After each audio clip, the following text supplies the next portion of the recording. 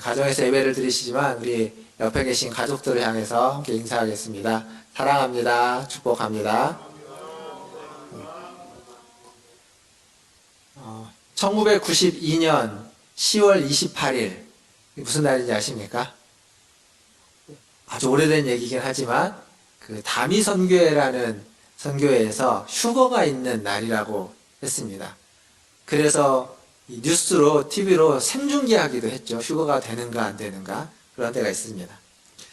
그리고 2014년 12월에 또 무슨 일이 있었냐면 어떤 예언가들이 전도사가 제2차 한국전쟁이 12월에 발발한다 하는 이야기가 있었고 그 내용이 9시 뉴스에 한 꼭지가 되기도 했습니다.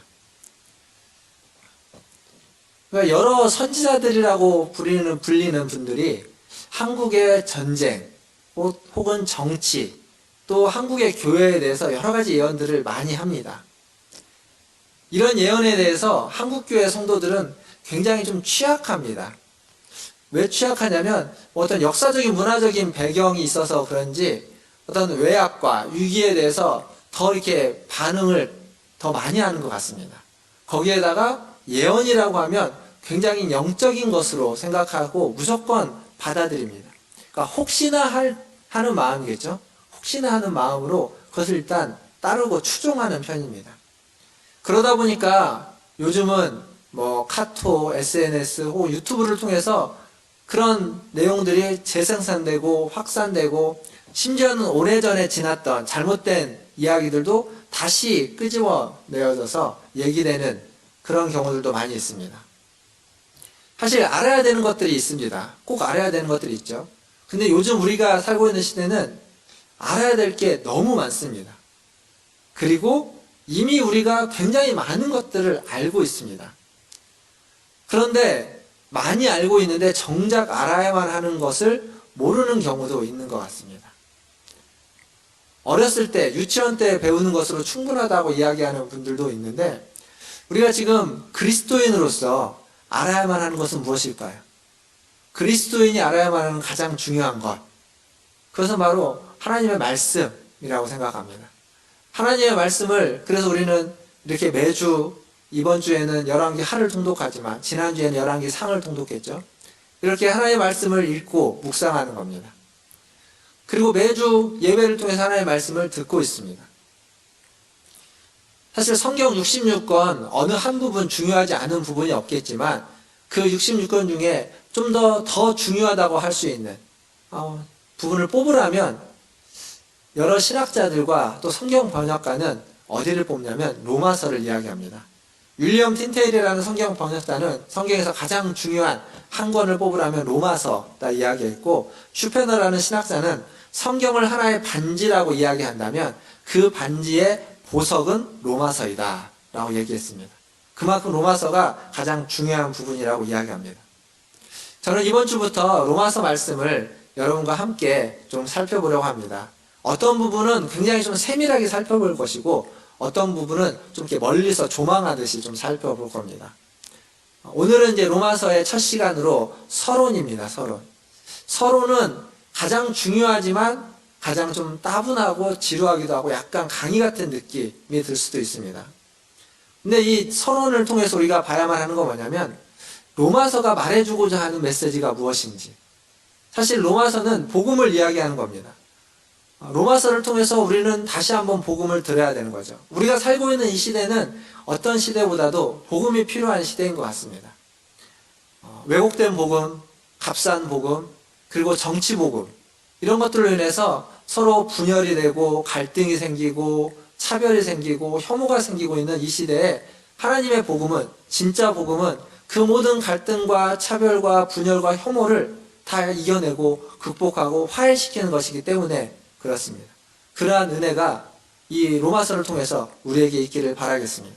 앞으로 전해질 로마서 말씀을 통해서 가짜 복음이 아니라 진짜 복음의 모습을 아름다운 복음의 모습을 엿볼 수 있는 발견할 수 있는 저와 여러분 되기를 주님의 이름으로 축원합니다. 로마서는 서신서라고 불려집니다. 서신서. 다른 말을 바꾸면 편지입니다. 편지. 우리가 보고 있는 이 개역개정판 성경에는 편지라는 느낌이 잘 들지 않지만 그 어린이들이 보고 있는 쉬운 성경이나 혹은 세번역 성경으로 이제 성경을 한번 보시면 편지라는 느낌이 처음부터 이렇게 뒤에까지 잘 듭니다. 편지를 쓴 적이 오래돼서 편지에 대한 감이 조금은 없으시겠지만 옛날 기억을 떠올려 보면 편지에는 수신자가 있고 발신자가 있죠. 맨 위에 수신자, 누구누구에게 라고 하면 수신자라고 쓰고 맨 밑에 누구누구 드림 이렇게 해서 발신자를 기록하고 있습니다.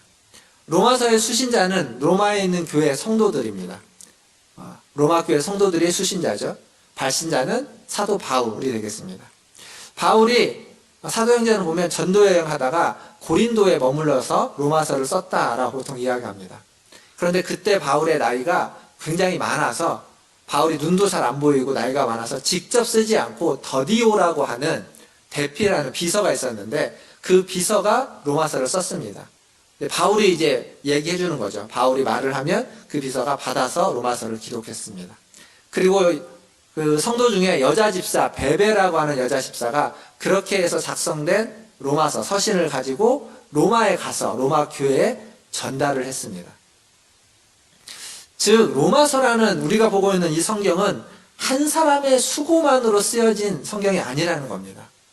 더디오라는 비서의 대필, 그리고 베베라는 여자 집사의 그것을 전달하는 수고가 있었기 때문에 로마 교회 성도들이 로마서를 받아봤고, 그리고 그 로마서가 지금까지 우리에게 전해지고 있다는 겁니다. 만약에 이 두 사람이 없었다면 눈이 침침해서 잘 쓰지 못하는 바울이 로마서를 제대로 썼을 수가 없고, 또 바울이 혹은 더디오가 로마서를 잘 기록을 했더라도 베베라는 사람이 그것을 제대로 전달해 주지 않고 혹은 누군가 그것을 분실해 버렸다면, 그렇다면 로마서는 있을 수 없습니다. 이 두 사람의 동역이 있었기 때문에 로마서는 우리가 지금 보고 읽고 은혜 받을 수 있게 되는 겁니다. 이렇게 하나님의 일에는 언제나 동역자들이 있습니다. 그리고 그 동역자들은 없어서는 안 될 존재들입니다. 동역자들이 없다면 하나님의 일은 제대로 이루어지지 않는 거죠. 지금 우리는 이렇게 대면하지 못하고 비대면으로 예배를 드리고 있습니다. 하지만 하나님이 주신 자리에서 우리는 각자가 하나님 주신 사명이 있고 하나님의 일을 다 감당하고 있습니다. 다른 말로 바꾸면 하나님의 큰 일에 우리는 모두가 다 동역자들입니다. 어디에 있든지 무슨 일을 하든지. 성도님들의 동역이 없다면 하나님의 일은 온전히 이루어지지 못할 겁니다. 그리고 교회는 온전한 교회가 될 수 없겠죠. 우리의 말과 행동 하나하나가 하나님의 나라를 증명하는 것이고 교회가 어떠한 모습인지 보여지는 것입니다. 그래서 우리 모든 성도님들이 하나님의 동역자라는 의식을 가지고 우리가 서로 동역하고 있다는 의식을 가지고 오늘 또 그 아름다운 동역에 더 힘써 주시기를 주님의 이름으로 축원드립니다.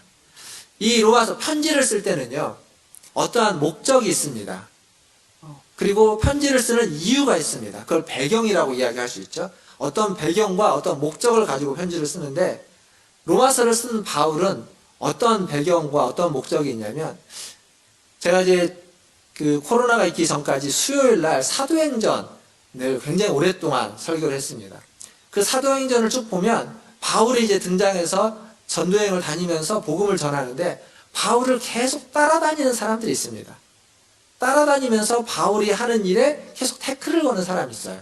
그들은 왜 태클을 거냐면, 바울이 전하는 복음, 율법은 필요 없고 오직 믿음으로만 구원을 받는다고 하는 이 복음은 값싼 복음이고 잘못된 복음이다. 율법을 폐기하는 것은 잘못됐다라고 그들은 확신하고 바울이 전하는 모든 복음에 태클을 거는, 딴지를 거는 사람들입니다. 가는 곳마다 그들이 쫓아오고 먼저 가서 그 일을 하기도 하고 그럽니다. 그런데 바울은 갈라디아서에서 그들의 주장을 거짓 복음이라고 이야기하는 겁니다. 진짜 복음은 그렇지 않다는 거죠.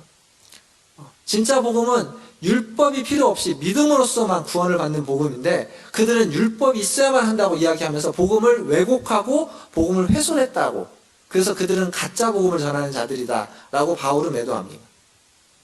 정반대 얘기를 하는 거죠. 그런데 그렇게 복음을 훼손하는 사람들이 어디까지 가냐면 로마까지 흘러 들어간 겁니다.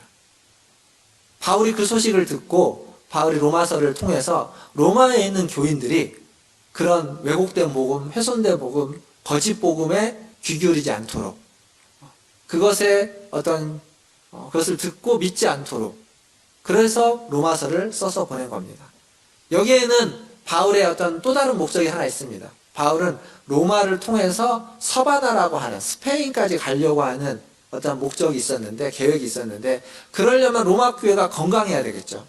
그래야만 자기를 후원해주고 지지해주고 받아줘서 자기를 그쪽으로 파송해줄 수 있기 때문에, 또 그런 목적과 함께 바울은 로마서를 그들에게 써서 보낸 겁니다.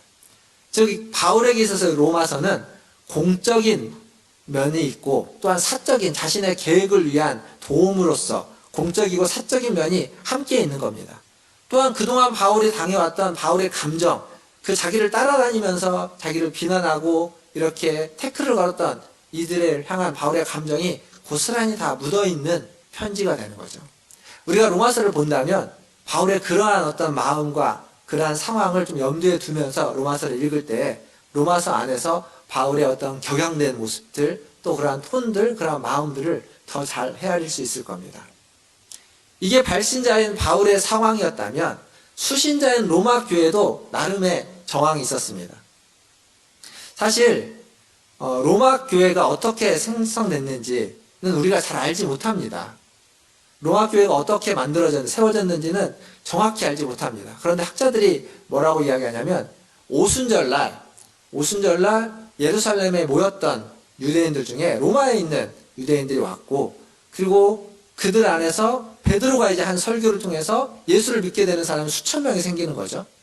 그들 안에 예수를 믿게 된 사람들이 다시 로마로 돌아가서 그곳에서 복음을 전해서 로마 교회를 세웠다라고 이야기합니다. 즉 그렇게 복음을 전해서 로마 교회가 세워지다 보니까 그곳에는 유대인 그리스도인도 있지만 헬라인 이방인 그리스도인도 함께 공존하는 거죠. 그래서 로마 교회 안에는 유대인과 이방인이 함께 거하는 그러한 공동체가 되었다는 겁니다. 근데 문제는 어떻게 생기는 거냐면 당시에 유대인들은 회당에서 모였습니다. 유대 그리스도인들도 회당에서 모였습니다. 바울도 전도를 함에 있어서 회당으로 찾아가는 이유가 거기에 있습니다. 회당에서 모였는데 이제 베드로의 전도를 통해서 예수가 그리스도라는 걸 깨닫고 예수를 믿게 된 유대인이자 그리스도인들은 그 회당에 가서 무엇을 얘기할까요? 예수가 메시아다, 예수가 그리스도다 라고 이야기를 하니까 그것을 믿지 않는 유대인들과 갈등이 생기는 겁니다. 갈등이. 그러니까 한 회당에서 모였는데 그들끼리 서로 갈등이 생기고 그 갈등이 이제 큰 어떤 사건으로 소요사태로 일어나게 되는 거죠. 그래서 역사적인 기록을 보면 AD 49년에 로마의 클라우디우스 황제가 모든 유대인들을 로마에서 추방시켜 버립니다. 추방시킨 이유가 뭐라고 기록되어 있냐면 크레스투스라는 사람 때문에 발생하는 소요 때문에 유대인들을 로마에서 다 추방한다, 이렇게 기록되어 있습니다. 크레스투스, 이게 누굴까요? 학자들은 이 크레스투스가 그리스도라고 이야기합니다. 즉 그리스도, 예수가 메시아다, 예수가 그리스도다라는 이 주장 때문에 유대인들 사이에 갈등이 생겼고 그 갈등이 소요사태로 일어나자 로마 정부는, 황제는 모든 유대인들을 로마에서 다 내쫓아 버린 겁니다. 그렇게 되자 로마 교회는 모든 유대인들이 다 내쫓겼기 때문에 그리스도인이었던 유대인들도 다 로마에서 쫓겨나간 거죠. 그러자 로마 안에 있는 로마 교회는 누구만 남았냐면 이방인 그리스도인들만, 헬라인 그리스도인들만 남게 된 겁니다. 그들은 그렇게 많은 인원이 아니었기 때문에 한 가정교회로 모였습니다. 뭐 작은 가정교회도 있고 조금 큰 가정교회도 있지만 한 3군데에서 5군데의 가정교회로 모였다라고 기록되어 있습니다. 그리고 시간이 지나서 이제 클라우디우스 황제가 AD 54년에 죽습니다. 죽고 난 뒤에 이 추방당했던 유대인들이 다시 로마로 들어오는 거죠. 들어와서 보니까 유대인 그리스도인들이 이제 로마 교회, 그 가정교회를 찾아가면서 보니까 이미 그곳은 이방인 그리스도인들이, 로마의 그리스도인들이 자리를 다 잡고 있는 거죠. 그전에는 자기들이 복음을 전해줘서 자기들이 다수였고 이방인 그리스도인들이 소수였는데 이제는 반대가 되는 겁니다. 이방인 그리스도인이 다수고 유대인 그리스도인이 소수였고, 그리고 시간이 수년이 지나면서 그 로마 교회는 이방인 그리스도인 중심으로 자리가 잡혀져 있고 문화가 형성된 겁니다. 근데 그 이방의 문화라는 것이, 헬라의 문화라는 것이 유대 문화와 다르죠. 공존하기 어려운 문화들이 생기는 겁니다. 절기의 문제, 그리고 이제 음식 문제, 우상에게 바쳐진 제물인 고기의 문제들이 발생하는 겁니다. 그것으로 말미암아서 로마 교회 안에 또 다른 갈등이 생겨나는 겁니다. 이전에는 회당에서의 갈등이었다면 이제 교회 안에 처음에는 갈등이 없었는데 시간이 지나면서 갈등이 생겨나게 된 거죠. 바울은 이것을 아직 로마에 가본 적은 없지만 전에 들어서 알고 있었습니다. 그래서 로마서를 통해서 그들 안에 있는 이 갈등을 치유하기를 원했던 거죠. 복음을 통해서 문화적인 차이로 말미암아 생기는 분열과 갈등을 회복하고 치유하기를 소망했습니다. 그래서 바울은 로마서 이 뒷부분에 가면 서로 권하라, 서로 받으라 이런 식의 표현을 많이 합니다. 그러니까 상대방이 나와 다르지만 그들을 용납하고 받아주라는 겁니다. 문화적인 차이는 복음의 하등의 문제가 되지 않기 때문에 그것을 받으라라고 이야기하고 있습니다. 로마 교회 상황을 좀 길게 설명했지만 우리가 처한 상황도 이와 비슷합니다. 왜곡된 복음, 가짜 복음으로 점철되어 있는 거짓 복음. 그 속에서 우리는 여러 가지 갈등과 분열을 안고 있습니다. 진짜와 거짓을 구분할 수 있어야만 하겠죠. 구분할 수 있는 시금석은 이런 겁니다. 거짓 복음은 자꾸 분열을 야기시킵니다. 갈등을 일으킵니다. 분열을 야기시키고 갈등을 촉발하고 그리고 불화를 부추기는 겁니다. 차이와 차별을 강화시키는 것. 그것은 복음이라는 이름이 있다 할지라도 거짓 복음이라고 이야기할 수 있습니다. 진짜 복음은, 참된 복음은 그 어떤 차이와 차별도 어떤 분열도 어떤 분란도 화해시키려고 애쓰는 겁니다. 하나 되게 만들고 화해시키려고 하고 함께 공존하고 상생하기 위해서 애쓰는 복음. 그것은 진짜 복음입니다. 우리가 듣고 있는 복음이 과연 어떤 복음인지 우리는 분별해서 들어야만 하는 시대를 살고 있습니다. 거짓과 참을 구별하시는 우리 모든 성도님들 되시기를 주님의 이름으로 축원드립니다. 이제 마지막으로 로마서 전체 개관을 간단하게 살펴볼 것인데 로마서 전체적인 개관은 이런 겁니다. 로마서 하면은 이신칭이라는 그 루터의 주장을 우리가 알고 있습니다. 근데 이신칭이라는 주장이 로마서 전체를 대변하지 않습니다. 로마서 전체는 이신칭이라는 한마디보다 더 중요한 건 하나님과 인간 사이의 역사다라고 로마서를 이야기할 수 있습니다. 하나님과 인간 사이의 역사.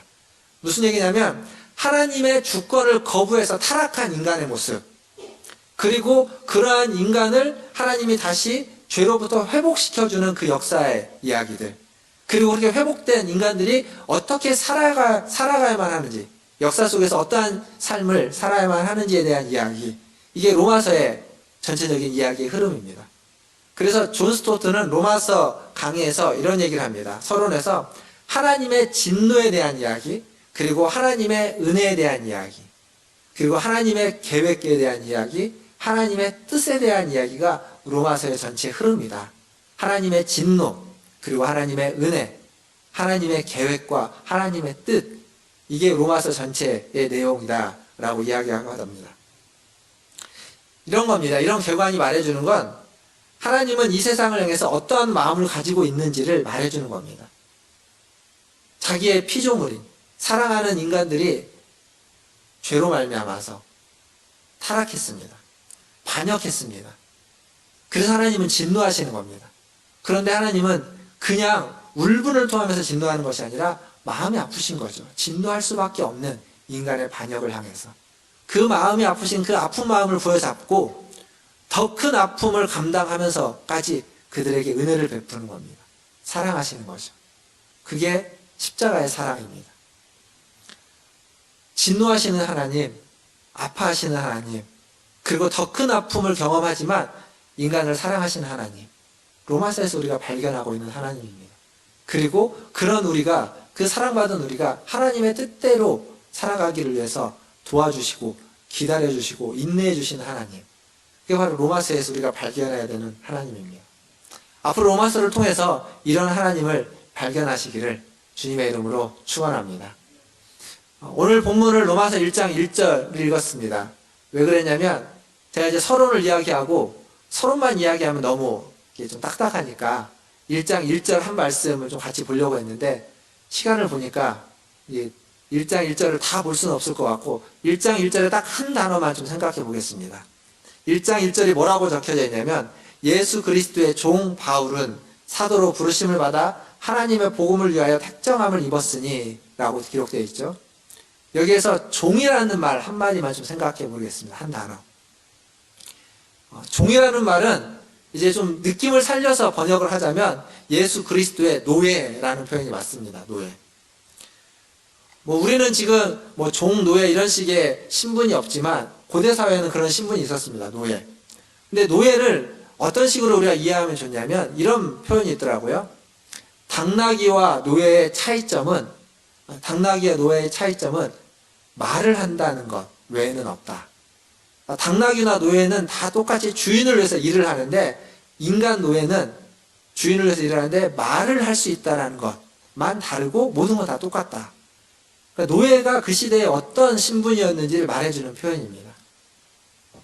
근데 바울이 자기 자신을 뭐라고 소개하고 있냐면 예수 그리스도의 노예다라고 소개하고 있습니다.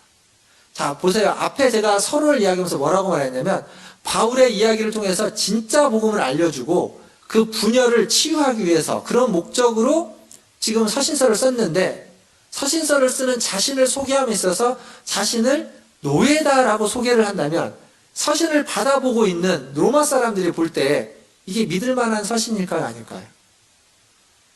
아직 그들은 신분 사회 안에서 살아가고 있는 사람들입니다. 그러면 그 신분이 노예다? 노예의 서신? 노예의 편지? 노예의 말을 믿을 수 있을까? 동물인데? 사실 바울은 가말리엘 문화의 제자다라고 성경에 기록되어 있죠. 사도행전에 있습니다. 이 가말리엘 문화는 굉장히 그 로마에서도 아주 이름 있는 어떤 뭐라고 할까요? 스승이라고 이야기할 수 있습니다. 그래서 워낙 이름 있는 스승이어서 누구나 다 제자가 되고 싶다고 제자가 될 수 없습니다. 제자가 되기를 원해도 가말리엘 문화에서 이렇게 픽해야 되는 겁니다. 선택받아야만 하는 겁니다. 즉 가말리엘 문화에서의 제자라고 하는 이름을 딱 내세우면 이 사람은 엘리트, 믿을 만한 사람, 신뢰할 수 있는 사람이라는 것을 증명하는 증표가 됩니다. 바울은 그런 사람이었습니다. 근데 로마서를 쓰면서 자신을 가말리엘 문화의 사람이다라고 소개하지 않습니다. 그리고 노예라고 소개하고 있습니다. 종이라고. 이건 뭐냐면 예수 믿는다는 것은 기본적으로 자기 자신을 노예처럼 낮추는 사람이야만 한다는 겁니다. 겸손함이라는 거죠. 사람들의 오해를 받을 수도 있습니다. 노예라고 무시를 받을 수도 있습니다. 그러나 그렇게 겸손하게 낮추는 사람이 그리스도인이야만 함을 바울은 로마서를 처음 시작하면서 자기가 그리스도인이라는 것을 단적으로 종이라는 단어를 통해서 말해주고 있다는 거죠. 예수님도 그렇게 빌립보서에 보면 종의 형체를 가지사 라고 하면서 인간의 모습으로 낮아지신 예수님에 대해서 이야기하고 있습니다. 똑같은 겁니다. 요즘 우리가 살고 있는 시대에 다른 사람들을 함부로 하는 갑질 같은 그러한 일을 하는 사람들이 많이 있다고 하죠. 근데 어떤 목사님이 그런 얘기를 하셨습니다. 예수 믿는 사람이라면 다른 건 다 괜찮아도 절대 갑질을 하면 안 된다. 그게 말해주는 우리는 겸손해야만 하는 겁니다. 내가 어떠한 힘이 있든 어떠한 존재이든 어떠한 자리가 있고 어떠한 위치에 있든지 상관없이 우리는 겸손하기 위해서 그것을 다 내려놓고 종과 노예다라는 의식을 갖고 있어야만 한다는 거죠. 이 종이라는 단어에 또 가장 강조하고 있는 표현은 뭐냐면 출애굽기 21장에 가보면 이 종에 대한 이야기가 나옵니다. 이 출애굽기 21장의 종을 사랑의 종이라고 표현합니다. 사랑의 종. 제가 한번 읽어보겠습니다. 화면에 있는데 21장 5절과 6절을 제가 읽어보겠습니다. 만일 종이 분명히 말하기를 내가 상전과 내 처자를 사랑하니 나가서 자유인이 되지 않겠노라 하면 상전이 그를 데리고 재판장에게로 갈 것이요 또 그를 문이나 문설주 앞으로 데리고 가서 그것에다가 송곳으로 그의 귀를 뚫을 것이라. 그는 종신토록 그 상전을 섬기리라. 이 종을 사랑의 종이라고 표현합니다. 그러니까 유대사회에서 종은 평생 종이 아닙니다. 그 7년간 종의 역할을 감당하면 그 7년 뒤에는 이제 자유인으로서 놓아줘야만 하는 게 율법이었습니다. 그런데 이 종이 자유를 거부하는 겁니다. 나는 나의 상전이 너무 좋다는 겁니다. 상전께 받은 사랑이 너무 커서 이 상전과 평생 함께 있고 싶다. 난 이 상전을 사랑한다.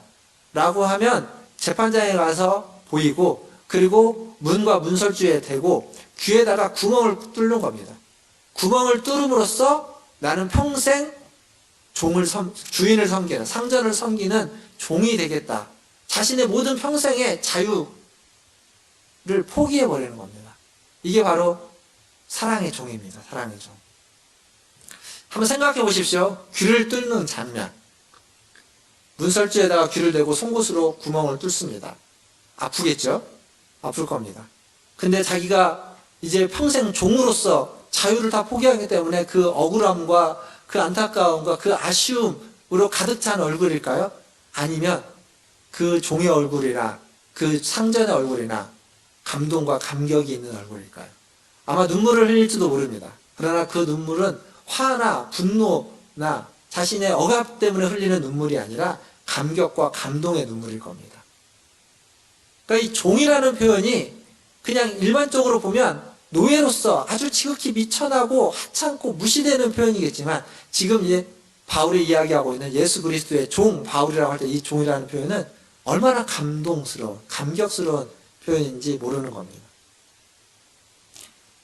종이 된다는 건 배워서 될 수 있는 게 아니겠죠. 열심히 배우고 열심히 노력한다고 해서 종이 되는 건 아닙니다. 그것은 어쩌면 우리가 그리스도 안에서 우리가 어떠한 존재인지를 절감할 때, 깨달을 때, 그 사랑을 받은 사랑이 얼마나 큰지를 느낄 때, 그때 그 사랑의 반응으로서 우리가 이야기할 수 있는 것, 그게 바로 종이 되겠다는 겁니다. 겸손함이라고 이야기할 수 있습니다. 사랑하는 성도 여러분, 말씀을 좀 마무리하겠습니다. 로마서는 많은 사람들에게 영향을 끼쳤습니다. 바울을 그리스도의 종으로서 표현하는 이 로마서는 어거스틴을, 로마서 13장을 통해서 어거스틴은 자신의 삶을 완전히 바꾸었습니다. 그래서 아주 탁월한 신학자가 되게 만든 것이 로마서입니다. 그리고 마틴 루터가 로마서를 통해서 이심칭의를 발견했고 종교개혁을 시작하게 됐죠. 뿐만 아니라 요한 웨슬레, 그리고 철로역정을 썼던 존 버냐, 칼바르트, 수많은 신학자들과 기독교 안에서 위대한 사람들이 다 로마서를 통해서 변화받았던 사람들입니다. 물론 위대한 사람만이 아니라 평범한 그리스도인들 또한 로마서를 통해서 많은 변화를 겪었습니다. 이렇게 로마서는 많은 이들을 변화시켰고 성장시켰고 영향을 주었습니다. 그런데 요즘 시대에 이 로마서 혹은 이 성경을 통해서 이런 변화와 이런 감격이 예전보다 많이 없어진 것 같습니다. 왜 그럴까요? 오늘 설교 제목이 미쳐야 미친다입니다. 이건 책 제목입니다. 책 제목. 그 책의 내용은 이런 겁니다. 어떤 것 하나에 우리가 미치면, 어떤 것 하나에 미치면 그 사람은 어떤 수준에 도달한다는 겁니다. 어떤 수준에 도달하기를 원한다면, 어떤 위치에 도달하기를 원한다면, 성공을 원한다면 그것 하나에 미칠 정도로 열심히 해야 된다는 얘기입니다. 그게 미쳐야 미친다라는 얘기죠. 결국 사람이 변화되지 않고 새로워지지 않는 것은 어쩌면 성경에 미친 사람들, 로마서를 미친 듯이 읽고 묵상하는 사람들이 지금 이 시대에는 없기 때문이다라고 이야기할 수 있습니다. 그래서 감격이 없고 변화가 없는 겁니다. 반대로 지금이라도 성경에 미친다면, 지금이라도 성경을 읽고 또 읽고 묵상하고 또 묵상한다면 그 성경이, 그 말씀이 우리를 변화시키고 우리를 성장시켜줄 줄 믿습니다. 코로나19 시대에, 사랑하는 성도 여러분, 코로나19 시대에 신앙의 성장을 원하십니까? 삶의 변화를 원하십니까? 그렇다면 말씀에 미쳐야 됩니다. 로마서 말씀이 전해지는 기간 동안 로마서를 읽고 또 읽으십시오. 묵상하고 또 묵상하십시오. 그러면 이 시간 동안 이 로마서가 하나님의 말씀에 미친 여러분들을 변화시키시고 하나님의 말씀에 미친 여러분들을 성장시켜 주실 줄 믿습니다. 주일마다 그러한 은혜가 있기를 바라겠습니다.